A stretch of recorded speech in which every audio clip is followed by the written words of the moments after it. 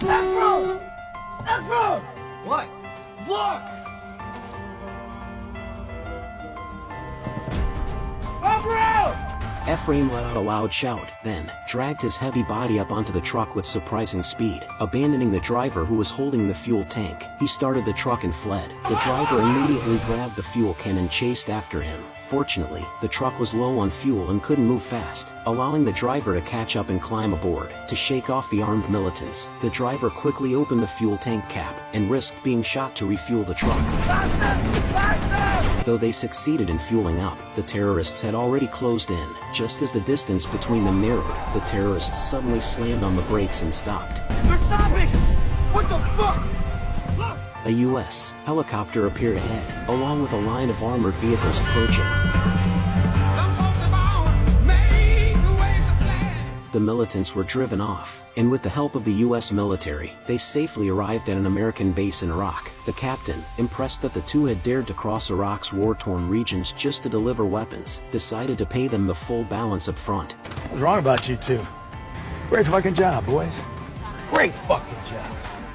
Later, the two went to the warehouse to collect their payment. Staring at the mountains of cash, they were stunned. After receiving the payment, they were escorted back to the U.S. on a military aircraft. This single deal made them incredibly wealthy. They moved into a luxury apartment, bought sports cars, and expanded their business. As their operations grew, David one day received an earth-shattering offer. With the U.S. preparing for war in Afghanistan, they urgently needed to purchase 100 million rounds of AK-47 ammunition, 360,000 sniper rifles, and 1.08 million grenades. The total contract was worth $300 million.